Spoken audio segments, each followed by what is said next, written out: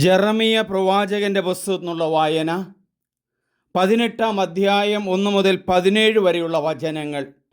ദൈവം ജെറമിയായോട് ആവശ്യപ്പെടുകയാണ് ഒരു കുശവൻ്റെ വീട്ടിലേക്ക് ചെല്ലാൻ.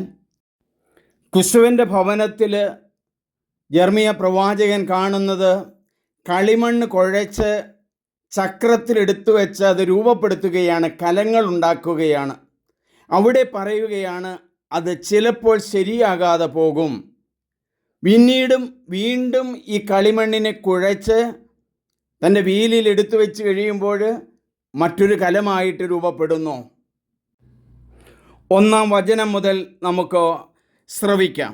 കുശവൻ്റെ വീട്ടിൽ കർത്താവ് ജെറമിയായോട് അരുളി ചെയ്തു, നീ എഴുന്നേറ്റ് കുശവൻ്റെ വീട്ടിലേക്ക് ചൊല്ലുക. അവിടെ വെച്ച് ഞാൻ നിന്നോട് സംസാരിക്കും.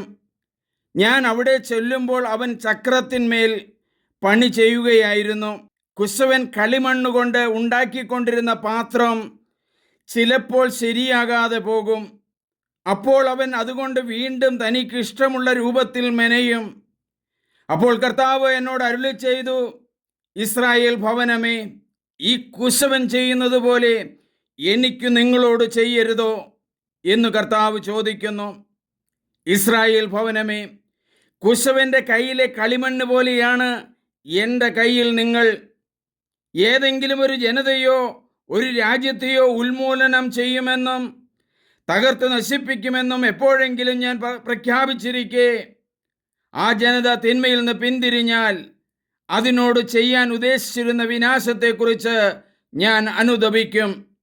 എങ്കിലും ഒരു ജനതയോ ഒരു രാജ്യത്തെയോ പടുത്തുയർത്താമെന്നും നട്ടു വളർത്താമെന്നും എപ്പോഴെങ്കിലും ഞാൻ പ്രഖ്യാപിച്ചിരിക്കെ ആ ജനത എൻ്റെ വാക്ക് ചെവിക്കൊള്ളാതെ എൻ്റെ മുമ്പിൽ തിന്മ പ്രവർത്തിക്കുകയാണെങ്കിൽ അതിനോട് പ്രകടിപ്പിക്കാൻ ഉദ്ദേശിച്ചിരുന്ന നന്മയെക്കുറിച്ച് ഞാൻ അനുതപിക്കും. അതുകൊണ്ട് യൂദായിലെ ആളുകളോടും ജെറൂസലേം നിവാസികളോടും പറയുക, കർത്താവ് അരുളി ചെയ്യുന്നു, ഇതാ ഞാൻ നിങ്ങൾക്കെതിരെ അനർത്ഥം കരുപ്പിടിപ്പിക്കുന്നു. നിങ്ങൾക്കെതിരെ ഒരു പദ്ധതി നനച്ചിരിക്കുന്നു. ഓരോരുത്തരും അവനവൻ്റെ ദുർമാർഗത്തിൽ നിന്ന് പിന്തിരിയട്ടെ. നിങ്ങളുടെ വഴികളും പ്രവൃത്തികളും തിരുത്തുവിൻ. എന്നാൽ അവർ പറയുന്നു, ഇവയെല്ലാം വ്യർത്ഥമാണ്, ഞങ്ങൾക്ക് തോന്നുന്നത് ചെയ്യും. ഓരോരുത്തരും അവനവൻ്റെ ദുഷ്ടഹൃദയത്തിൻ്റെ പ്രേരണയ്ക്കൊത്ത് പ്രവർത്തിക്കും. ജനം കർത്താവിനെ പരിത്യജിക്കുന്നു. 13-ാം വചനം. അതുകൊണ്ട് കർത്താവ് അരുളി ചെയ്യുന്നു, ഇതുപോലൊന്ന് ആരെങ്കിലും കേട്ടിട്ടുണ്ടോ? എൻ്റെ ജനതകളുടെ ഇടയിൽ ആരായുവിൻ. ഇസ്രായേൽ കന്യക അതിഭീകരമായ കൃത്യം ചെയ്തിരിക്കുന്നു. ലെബനോനിലെ മഞ്ഞ് ഉയർന്ന് പാറ ഇടുക്കുകളിൽ നിന്നുമായുമോ? പർവ്വതത്തിൽ നിന്നുള്ള ശീതജലപ്രവാഹം വറ്റിപ്പോകുമോ? എന്നിട്ടും എൻ്റെ ജനം എന്നെ മറന്നുകളഞ്ഞു. വ്യർത്ഥതകൾക്ക് അവർ ധൂപാർച്ചന നടത്തുന്നു. അവർ തങ്ങളുടെ പുരാതന പാതകളിൽ കാലിടറി വീണു. രാജവീതി വിട്ട് ഊടുവഴികളിൽ അവർ നടന്നു. അവർ തങ്ങളുടെ നാടിനെ ശൂന്യവും എന്നേക്കും പരിഹാസപാത്രവുമാക്കി. അതിലെ കടന്നു പോകുന്നവർ അന്ധാളിച്ചു തലകുലുക്കുന്നു. കിഴക്കൻ കാറ്റെന്ന പോലെ ഞാൻ അവരെ ശത്രുക്കളുടെ മുമ്പിൽ ചിതറിക്കും. അവരുടെ അനർത്ഥത്തിൻ്റെ നാളിൽ അവരുടെ നേർക്ക് മുഖമല്ല, പുറമാണ് ഞാൻ തിരിക്കുക. നമുക്ക് പ്രാർത്ഥിക്കാം. ദൈവമേ, അങ്ങയുടെ വചനമനുസരിക്കുന്ന ജെറമിയ പ്രവാചകനെ ഞങ്ങൾക്ക് നൽകിയതിന് നന്ദി പറയുന്നു. ദൈവമേ, ജെറമിയ പ്രവാചകനെ ഞങ്ങൾക്ക് നൽകിയതിന് നന്ദി പറയുന്നു. ക്രിസ്തുവിൻ്റെ വരവിന് 600-700 വർഷങ്ങൾക്ക് മുമ്പ് എഴുതിയ വചനം കൃത്യമായി നടക്കുന്നുണ്ടല്ലോ. പ്രവാചകനോട് പറഞ്ഞത് കുശവൻ്റെ വീട്ടിലേക്ക് ചെല്ലുമ്പോൾ ചക്രത്തിൽ കളിമണ്ണെടുത്ത് കുഴച്ച് കുശവൻ എടുത്തു വയ്ക്കുകയാണ്, പാത്രങ്ങൾ മെനയുകയാണ്. തുടർന്ന് വരുന്ന വചനം ഇതാണല്ലോ,